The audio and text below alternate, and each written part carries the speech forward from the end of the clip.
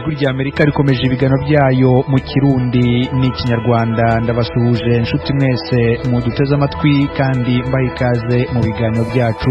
Muri iki gitondo muri kumwe nanjye Edi Rwema. Uyu munsi ni kuwa gatandatu. Muri uyu mwanya tugiye guhera ku makuru avugwa mu karere k'ibiyaga bigari. Nyuma y'ibivugwa mu karere turaza gukomereza ku kiganiro iwanyu mu ntara, hanyuma guhera saa 12 murakurikira ikiganiro amakuru avugwa mu karere k'ibiyaga bigari.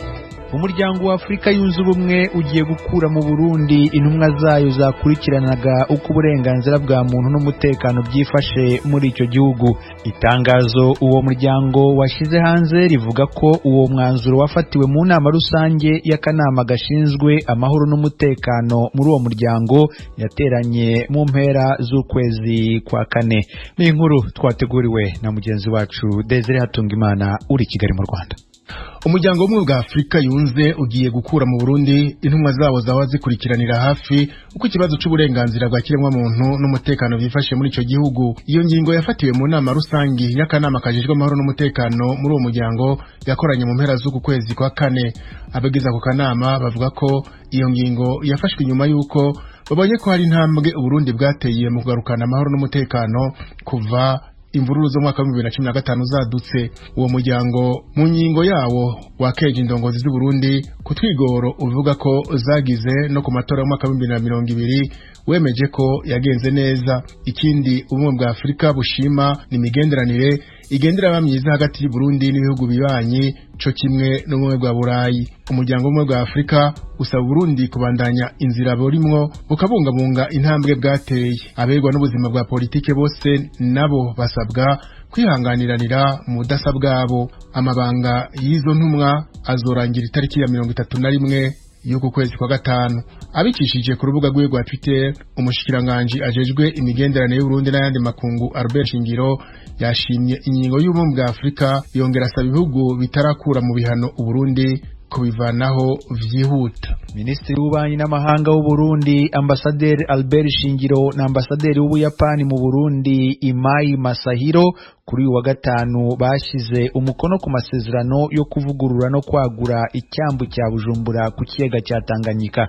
Mugenzi wacu Pierre Claver niyo nkuru ukorera i Kigali mu Rwanda yaduteguriye inkuru irambuye. Umugambi wo kubaka no kwagura ikivuko ca Bujumbura uzotwara uburyo burenga miliyoni 30 y'amadolari ya Amerika, arenga gato imiliyaridi 90 y'amafaranga y'amarundi. Igihugu c'Ubuyapani nico cemeye gutanga ubwo buryo nk'imfashanyo izo kwishurwamo make kandi buke. Jacques Bigirimana atwara igisata kiraba urudandazwa rwo mu mazi n'ibiyaga, akaba n'umuyobozi mukuru w'ikivuko ca Bujumbura, arasigura ibice bikuru bigize uwo mugambi. La construction du terminal à conteneurs, kubaka no gusanura hashikira n'ahabikwa amakontenera azanywe n'ubwato, aho kubika ubwato canke kubukorera mu gihe bwapfuye, kwigizayo amazi no kwagura uburinganire bw'ikivuko, guhindukiza amazi aca mu gisagara ca Bujumbura kisuka mu kivuko, no kubaka izindi nyubakwa hamwe no gushiramo ibikoresho bigezweho.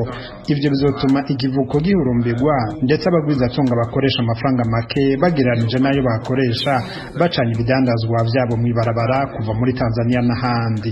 Mu Burundi n'akarere ubutunzi bwiyongere. Ibikorwa bizotangura mu mpera z'uku kwezi gushika mu mpera z'ukwezi kwa gatatu umwaka uza w'2022. Uwo mugambi wategerezwa kuba waratanguye kuja mu ngiro iyo hataba imvururu za politike zadutse mu Burundi mu mwaka w'2015 nkuko vyemezwa na Ambasaderi Imai Masahiro aserukira Ubuyapani mu Burundi.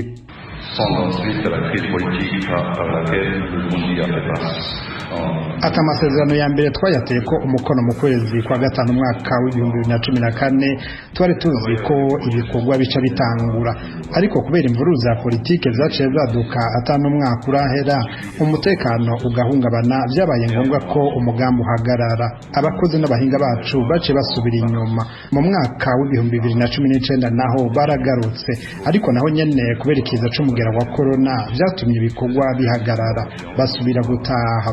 Pendant ce temps, le nouveau président de la République a été élu en juin 2020. hagati aho umukuru w'igihugu mushasha yaratowe ku mwaka uheze turabona ko yafashe ingendo yo kugarukana amahoro n'umutekano hamwe no kunagura imigenderanire n'amakungu cyane cyane ibihugu vya Buraya na Amerika n'igihugu c'Ubuyapani kidasigaye inyuma nico gituma twagarutse ubu turi imbere mu bisata bitandukanye nko kurwanya inzara n'ingwara zituruka ku gufungura nabi amagara y'abantu mu kurwanya ikiza c'umugera wa corona hari n'ibikoresho twatanze byo gucungira umutekano ku mbibe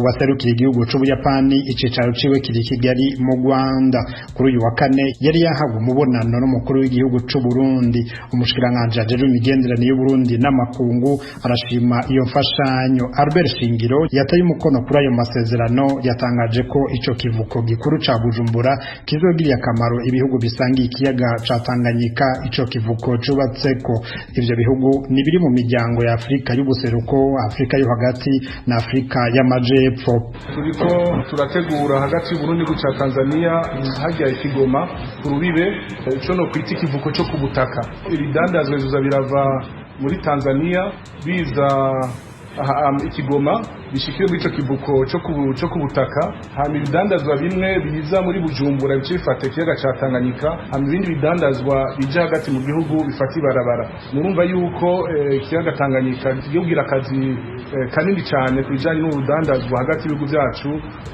n'ibihugu duhana rubibe tukibaza yuko igikorwa cyo kwagura ikivugo cyacu ca Bujumbura kizofasha cyane mu minsi imbere kandi murazi yuko n'ikivuko mwino minsi gisanzwe kigeramiwe n'amazi ya Tanganyika icigwa giheruka gukorwa niba nk'isi yose cerekana ko ku mwaka ikivuko ca Bujumbura gicako ibidandazwa bingana n'amatoni arenga ibihumbi 95 yamari yo raporo yerekana ko hamico kivuko gisubiwemwo mu buhinga bwa none ibidandazwa bihaca bishobora kwiyongera inshuro zirenga zitatu Ceklaveni nkuru Kigali kubwijwe rya Amerika.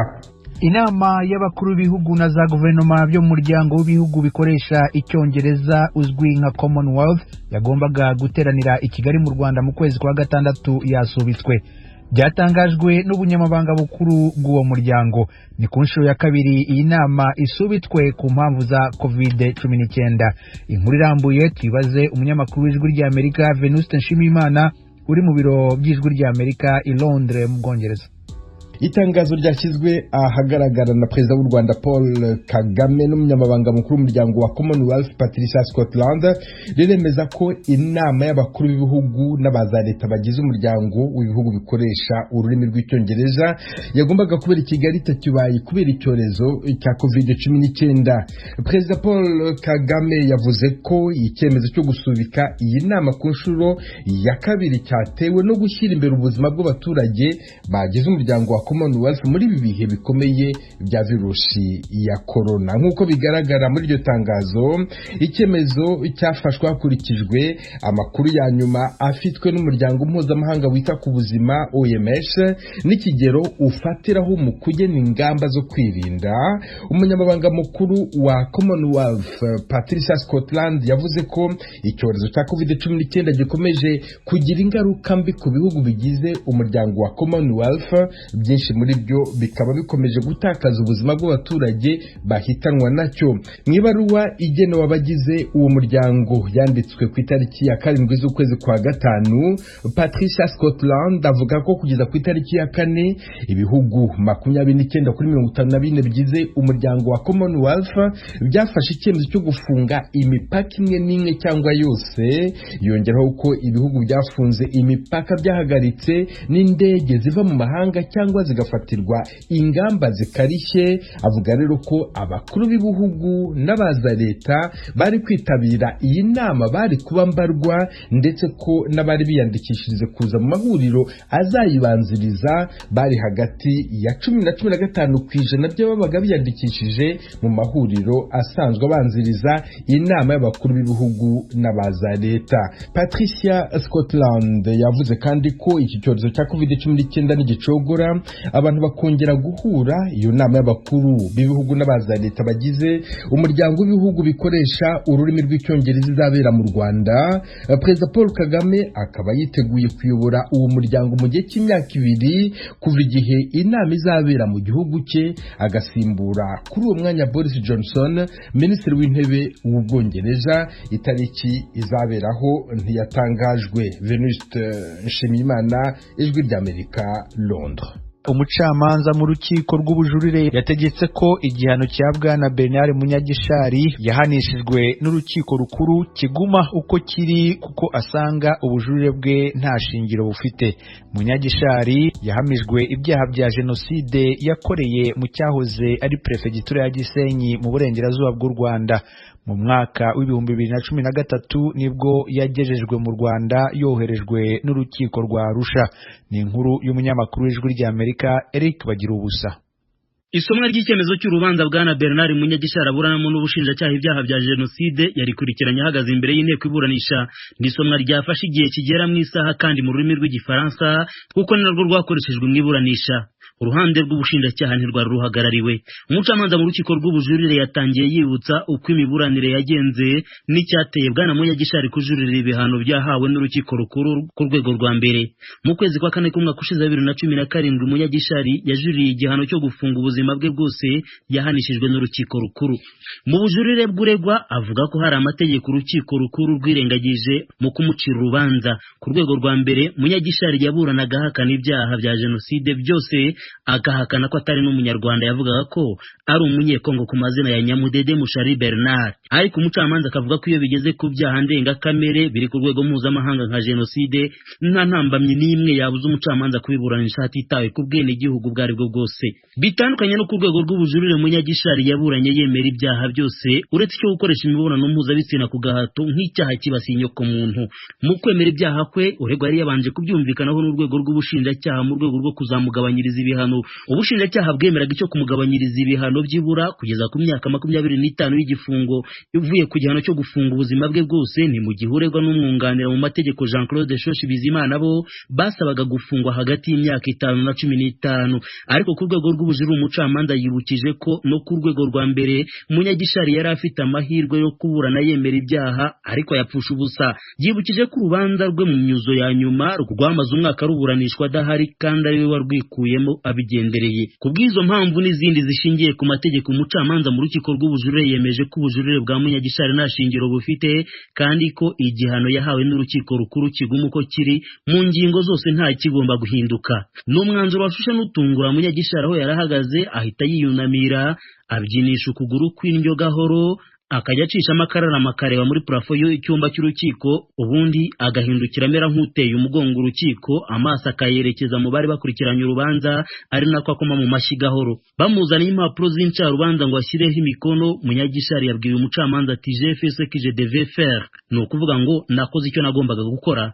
Yatambutse biboneka ko yacitse intege cyane asubira mu byicaro. Yari mu mpuzankano y'iroza iranga abagororwa, amasogisi y'umweru n'inkweto z'ibara rya shokora, amaso yatukuye kandi azengama amarira ari nako anyuzamo akitsa imitima bya hato na hato. Iburanisha risoje Munyagishari yumvikanye avuga ko habaye inama y'umuryango iwabo muri Kongo. Yavuze ko nyina umubyara w'umututsikazi ariwe wamuhatiye kuza kuburana avuga ukuri ku byabaye akimara kubemerera ko yakoze ibyaha bya jenoside. Ati ku bwanjye numva nararuhutse ariko abanyarwanda banyeretse u Rwanda. Yakomeje agira ati na Kambanda yaburanye yemera ibyaha bimugendekera gutya. Munyagishari aregwa ko yateye inkunga ibikorwa by'ubwicanyi ku Gisenyi, agakwirakwiza intwaro gakondo mu ntera hamwe akanazitoza ibikorwa byo gukora jenoside. Ariko kandi ibikorwa byo gushyiraho amabariyeri hirya no hino ku Gisenyi, kwitabirira amanama atandukanye yateguraga jenoside no kwica abatutsi ubwe ngo yabaga yakuye mu bitero. Ahazwi cyane Munyagishari aregwa na hahawe izina rya Commune Rouge bitewe n'ibikorwa by'ubwicanyi byahabereye ku mashuri yitiriwe Mutagatifu Fideli no ku Nyundo. Munyagishari wari umaze igihe kinini afungiwe muri gereza yakira imfungwa ku rwego mpuzamahanga ya Mpanga i Nyanza mu majyepfo y'u Rwanda, ubu yari yarazanywe mageragere mu nkengero z'umujyi wa Kigali. Byari mu rwego rwo kumurindira umutekano kuko akimara kwemera ko agiye kuburana yemera ibyaha abafungwa bagenzi be ngo bamurebye nabi agatinya ko bazamugirira nabi. Munyagishari afatwa nka nimero ya kabiri nyuma ya Pastor Jean Uwinkindi mu boherejwe n'urukiko mpuzamahanga rwa Arusha kuburanira ku butaka bw'u Rwanda aho bikekwa ko bakoreye ibyaha. Kugeza ubu bose mu boherejwe n'urwo rukiko bahamwe n'ibyaha kandi bakatirwa gufunga ubuzima bwabo bwose. Bagira ubusa Ijwi ry'Amerika i Kigali. Ukomeje kumva radio Ijwi ry'Amerika ivugira i Washington DC mu Kirundi n'Ikinyarwanda. Ubu tugeze kuri wa mwanya w'ikiganiro Iwanyu mu ntara. Iwanyu mu ntara. Tuyagire mwisanzuye ku Ijwi ry'Amerika. Ni kuva ku wa mbere gushika ku wa gatanu kuva isaha 7 gushika isaha 7 n'igice z'umutaga. Iwanyu mu ntara, iwanyu mu ntara, iwanyu mu ntara. Kuva kuwa kane w'iki cyumweru nibwo kuri radio Ijwi ry'Amerika twabagejejeho inkuru y'urubanza rw'imiryango igera kuri 27 iburanira imitungo yabo mu midugudu ya Kangondo na Kibiraro i Nyarutarama mu mujyi wa Kigali. N'urubanza byasabye ko habaho ubuhuza hagati y'abaturage n'umujyi wa Kigali. Hagati aho Ijwi ry'Amerika yamenye amakuru ko bari bafashwe bagafungwa baregwa ibikorwa byo kwigaragambya bafunguwe. Mu kiganiro cyihariye yagiranye n'Ijwi ry'Amerika, Jean de Dieu Shikama, umwe mu bari bafunzwe, yavuze ko igihe cyose bazaba batarabona ingurane ikwiye ku mitungo yabo batazatuza. Eric Bagira ubusa yabanje kumubaza uko yafashwe agafungwa ndetse n'icyo bamuzizaga. Banjyanye muri burigade nahiriwe mu gwesa kumenyegiriza ni mugoroba icyaha cyo gutegura imyigaragambyo. Abaturage bakambara imipira yanditseho ngo Kangondo andi Kibiraro n'ijya Kangondo na Kibiraro bakeneye ubutabera kubera iki mwabiteguye? Nababwiye ko iyo myiteguro ntayizina cyane ko bagenzuye bari bazi ko nanjye nambaye iyo myenda basanga nambaye nk'umuntu wari ugiye mu rubanza. Yego. Kubera ko jewe ubutabera ndabukeneye ariko ndi mu nzira yo kububona, na cyane ko no mu byo bambajije nabasobanuriye ko yewe ndi mu rubanza icyiciro cya mbere naragitsinze, nzindi icyo bita inzitizi, ubutabera burimo. Ntabwo jewe ndi mu bantu bari bafite ikibazo cyo kuvuga ngo ni ubutabera, narindi mu nzira yo kubuhabwa cyangwa nkanyiba niba ntazabona. Nicyo wabonye kidasanzwe muri kasho wagezemo?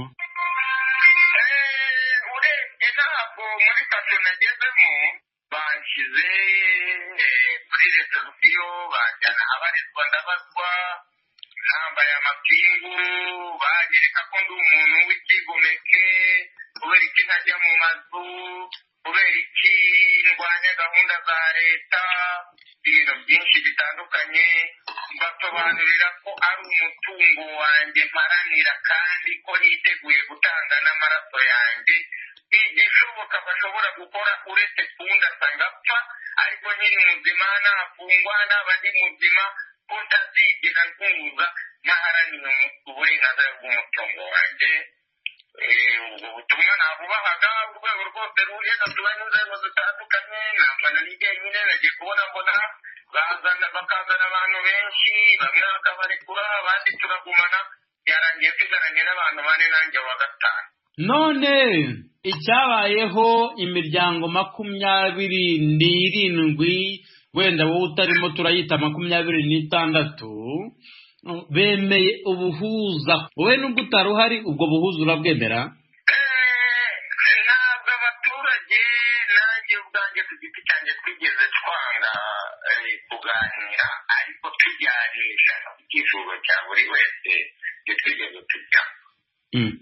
Ariko ibyo bita ubuhuza ntabwo nari mpari, gusa nasubire ku munyamategeko utunganira agiye yiburaniraga, mutumaho mubwira ko nanjye yamagarira kuko nagize impamvu zintunguye, wenda urukiko rwatemeye cyangwa rwatemeye sindize nzasanga nyuma y'iyi nkumi. ariko icyitwa ubuhuguda cyangwa ibiganiro ntabwo abaturage b'Inyarutarama twigeze tubyanga, ahubwo ikibazo dufite ni guhora tubwirwa ibiganiro twabijyamo ngo amazu kandi mu by'ukuri ari abayanga. Abaturage 27 nta nubwo aribo gusa, hari n'abandi batagomba kubura buri munsi bafitanye impakaye, ndagira ngo byumvikane neza. Njyewe ni uko uzaza twumvikana umutungo wanjye ku bijyanye n'ingurane cyangwa mu mafaranga, kuko sinkozwe cyitwa inzu no mu byo nabajijwe nabyo byarimo. Nababwiye ko mu gihe nzahora mbwirwa ijambo inzu, igishoboka cyose nzagikora kugeza amaraso yanjye nyemenye umutungo wanjye ndawuzize, umuryango wanjye ukazamenya ko ikiza ari umutungo wanjye. Niba ibiganiro cyangwa ubuhuza buhari nta jambo ryitwa inzu ririmo, nanjye nzabijyamo, ariko mu gihe azaba ari inzu nzahora mfungwa, nzahishwa kubw'umutungo wanjye, nzakomeza urubanza mu nkiko, nanjye bwana Jean Dadesh kama naho mpagaze. Ntabwo bishobora gufatwa nko kugumura abandi baturage, ariko mbikubwira nakubwiye nkanjye shikama ku giti cyanjye, sinakubwiye abandi baturage, nakubwiye nkanjye ku mutungo wanjye. Bibaye kugumura abandi baturage, ubwo nta n'uwakaba yaragiye muri iyo nzu. Hari abari kuzijyamo kuko babona inyungu zabo, ariko njye ku mutungo wanjye ndabibona nk'igihombo. Niyo mpamvu nafashe icyemezo ku mutungo wanjye, ni nabyo nasohokeye urwego rw'ubugenzacyaha. Abambaye imiti yanditseho amagambo bari kurengera umutungo wabo, nanjye ibyo nari nambaye birandeba ku mutungo wanjye, ibyari ku mutima wanjye n'ibyanjye ku mutungo wanjye. Ntabwo ibyiciro turimo ubu ngubu ni umuntu ku giti cye ku mutungo we, ntabwo bikiri rusange. Mbese usanze umujyi wa Kigali utsimbaraye ku kubaha amazu byagenda bite? Nzagwa ku butaka bwanjye, nzahamena amaraso yanjye, niyo atahameneka aho bazanjyana hose nzayamena, ndwanira umutungo wanjye. Ni umutungo wanjye nishakiye, nta nkunga ya leta iriho. Ntabwo umushoramari agomba gukira, twebwe tugasigara nk'amayibo. Ndagushimye ku kiganiro uhaye radiyo Ijwi ry'Amerika, bwana Jean Dadesh Shikama, umwe mu bafunzwe bazira ko baharanira imitungo yabo. Murakoze nyakubahwa umunyamakuru w'Ijwi ry'Amerika Eric Bagiruwubusa. Ijwi ry'Amerika, uru wa mbere, uri Gitego. Umuyobozi w'urwego CVR rushinzwe kumenya ukuri ku mabi yabaye muri kahise ku Burundi no kunga abarundi arahumuriza bamwe mu barundi bibaza ko urwo rwego rwibanda gusa ku bwicanyi bwabaye mu mwaka w'1972. Pierre Claver Ndayicariye yabitangarije ku wa kabiri no ku wa gatatu w'iki cyumweru mu ntara za Muyinga na Kirundo, bwatangizaga ibikorwa byo gutaburura bishwe mu mwaka w'1972. Inkuru Ijwi ry'Amerika yabateguriye ifatanije n'inshuti zayo mu Burundi, muragezwaho na Desire Hatungimana. Ico gikorwa cyo kuzura ibisigarira by'abarundi bo mu bwoko bw'abahutu bishwe mu gwimo gw'umwaka w'1972 cyahereye ku munsi wa kabiri w'inondwi muri komine Mwakiro y'intara ya Muyinga mu kibira ca Ruvubu mu buraruko bw'u Burundi. Abanyagihugu muri komine Mwakiro bari batekewe n'ubwoba kubera iki gikorwa cyo kuzura ibisigarira by'abishwe muri urwo gwimo rwo 72. Umukuru w'umugwi CVR yahumurije abanyamwakiro n'abategetsi batandukanye bari bitavye itanguzwa ry'ico gikorwa mu buraruko bw'u Burundi. Ndayicariye afatira ku bikorwa bimaze kubera mu zindi ntara z'u Burundi, aho tumaze guca duhereye mu Kamenge dusimbiye mu Rusaka rwa Mwaro, aho tumaze guca tugiye ku Ruvubu muri komine Shombo ya Karusi, ibinogo 8 byo mu 72. Duca turagaruka muri komine yitwa Giheta ya Gitega, dutora ibinogo bitasanzwe ahitwa Mashitsi, ahitwa Nyabunyovu, ahitwa Nyambeho, ahitwa Mutobo aho hose ni 72. Ivyo byose tubimenya kubera abenegihugu. Abanyamwakiro babonye iyo 72 si bake, bavuga ko bagitekewe n'ubwoba bibutse ivyabaye. Simoni Semafa numwe muri bo yariye umutima amenyo abwira abakunzi b'ijwi rya Amerika ivyo yibuka. Ari no mu bimba ibinogo byatabwamwo abicwa ico gihe. Amareba bitwimbije bakatubwira ngo nivyo basoda ngo barota koza ngo kujyamo manebwe ngo barari bumwe bw'imureri ngo buza ngo gutera igihugu. Bw'imureri nabwo rero urumva bari twebwe abahutu. 72 baca baza kurobanura abarimu bigisha babatwara babica tutamenye baje. 73 niho bazana nabo kuza kubatangaho. Ibibazo rero nabibonye kuko ndabizi. Ivyo bikorwa vy'umugwi Severe ayimwakiro byari bitabwe na bamwe mu mashinga amateka barongoye incegera ca kabiri c'umukuru w'inama mashinga amateka. Abel Gashatsi mu ijambo ryiwe yashimiye umugwi Severe kuvyo maze kurangura. Turabashima ingene bari ku kiti. Igikorwa c'umugwi Severe nivyo uko uburongo yashikirije abarundi bamwe harashatse kuvuga ibi na biriya. Ubwa mbere umugwi Severe ni umugwi w'igihugu, ni umugwi w'igihugu byavuye mu biganiro, kandi igikorwa uriko urakora ni igikorwa cyo kumenyekanisha ukuri kugira ngo abarundi bamenye ivyaraye mu gihugu, babimenye maze bandurukire kwiranira. Kumenya yo kahise k'igihugu nibaza ko ari uburenganzira bw'umurundi wese cyane cyane abari kuno munsi. Umushinga amateka Abel Gashatsi yatawe mu mugambwe w'adasigana Iprona waramuswa Uburundi igihe c'ubwo rw'imigo 72 yiyamiriza abavuga ko umugwi Severe uri gukora ibitari vyo. Uwo mushinga amateka afatira ku byo yiboneye ayimwakiro anegura abafata ibintu ko bishakiye. Ko rero harabavuga ngo ibi umugwi Severe uri kurakora sivyo, ngo kugira kaboze nibaza ko abo bantu ari kwihenda cyane. Ibi batweretse ngaha murabona ko igihugu cyacu cyarabaye mu bibazo, harabaye mu ubwicanyi bwagiye bukurikirana. Insiguro batanze iratomoye, ndetse iyo nsiguro barayiduhaye no mu nama nshingamateka no mu yandi manama. Bamwe mu bo umushinga amateka Gashatsi avuga ko bariko bashikiriza amajambo atariyo ku bikorwa by'uwo mugwi ujejwe kumenya ukuri no kunywanisha. Hari abavuga ko uwo mugwi uri gukora gusa ku bwicanyi bwo 72 kandi uri kuzura kaboze. Abo umukuru w'umugwi Severe ari mwakiro kuri wa kabiri yarabahumurije. Imigeri 10 nitereka uri kurarondera ukuri. Twashimye guhera ku 72 dukore, hanyuma twaragiziguye neza mu namashinga amateka n'ingingo z'amateka tuvuga tuti nukugira turabe ko bakiriho bogenda tuganiriye, ko babikoze babakiriho tugenda tubumvirije, duhejeje tuje ku 88 tuje mu 93. Umuntu azogukwegera hariya na hariya azoba ariko arakujuragereza. Ibyo bikorwa by'umugwi Severe bikorera bera mu buraruko bw'u Burundi byatanguye ku munsi wa kabiri muri komine Mwakiro. Ku munsi wa gatatu naho byatangurijwe muri komine Busoni y'intara ya Kirundo. Umukuru wo mugwi Petero Karavenda yicariye nyene gutanguza ivyo bikorwa yatangaje ko abarundi bazoshikirizwa icabivuyemwo birangiye naho atatanze ikiringo bizomara.